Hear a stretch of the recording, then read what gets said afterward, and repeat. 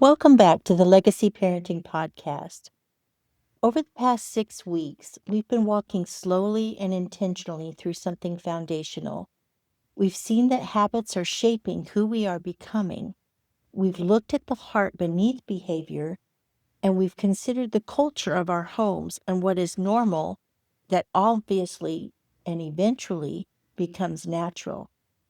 We've talked about training the will through obedience, and last week we saw the beginning of something fruitful when practice becomes ownership.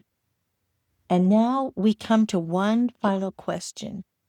How do these habits actually last? Because it's one thing to begin well, but it's a completely different thing to continue faithfully. There's a pattern many families experience. A new idea is introduced, there's energy, there's focus, maybe even excitement. And for a few days, maybe a few weeks, things feel different, more intentional, more aligned. But over time, life gets busy again and schedules fill up, distractions return, and what once felt clear begins to fade. And it's not because the desire wasn't real, but because the structure wasn't sustainable. And this is where rhythms in our home really matter, because habits are not built through intensity, they're really built through consistency. Scripture gives us this picture in a simple way.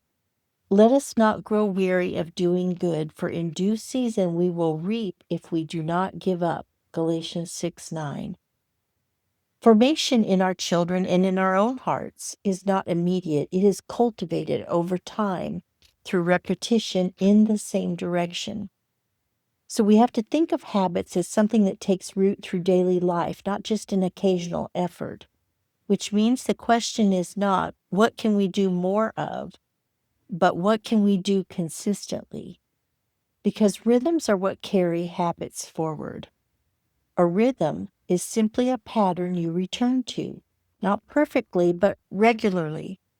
It might look like a moment of gratitude at the dinner table, or a consistent expectation of first-time obedience, or a calm response before responding in frustration, or a daily responsibility that is expected to be handled with care. It's small things that are repeated over and over time. And that's what makes them so powerful. Because when a rhythm is established, it removes the need to constantly start over. It creates a pathway that is already familiar, that's already practiced, that's already forming something deeper. And this is how habits begin to stick. Not because we push harder, but because we build wisely. This matters even more when we look ahead, because the habits your family will begin focusing on this fall in our series on habits, on specific habits, include self-government and integrity and truthfulness and courage. These aren't surface level habits. They require a trained heart, a guided will, and a steady environment. They require rhythms. Self-government is formed when a child has practiced daily restraint and wise choices. Integrity is formed when small responsibilities are handled faithfully over time. And courage is formed when a child has learned again and again to choose what is right even when it is hard. These things aren't built in big moments, they're built in small, repeated ones. So as this foundational series on habits comes to a close, I don't want to leave you with a long list. I want to leave you with something simple. Choose one rhythm for your home, just one. Something small, something repeatable, something realistic. Maybe a daily moment of gratitude that you repeat each day. Maybe it's a consistent response to instruction that you expect from your children. Maybe a regular time to reset and reflect, or a simple expectation that is held to with calm consistency. And then commit to that rhythm faithfully. Because over time, that rhythm will begin to shape something deeper. And as it does, you'll begin to see what we've been talking about all along, the heart being formed, the will being trained, and the habits taking root. As we look ahead to the fall series on habits, where we'll be focusing on specific habits and talking about how to practice them more directly and more intentionally and more consistently in the life of your home, I want to talk a minute here about what you've already built.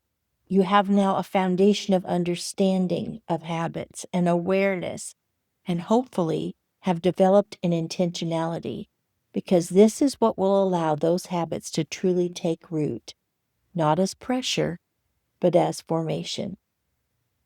I'm so thankful for the work that God is doing in our homes, often in quiet, steady ways that we may not always see. And I pray that He helps us to remain faithful in those small things, and that He gives us wisdom to build rhythms that reflect what is good, true, and honoring to Him. I'm praying that He'll strengthen us when we grow weary, and that He'll remind us that lasting formation takes time, and that He will prepare our hearts and our homes for what is ahead and continue to shape in our families lives that are marked by faithfulness, integrity, and courage. We'll see you next time on the Legacy Parenting Podcast.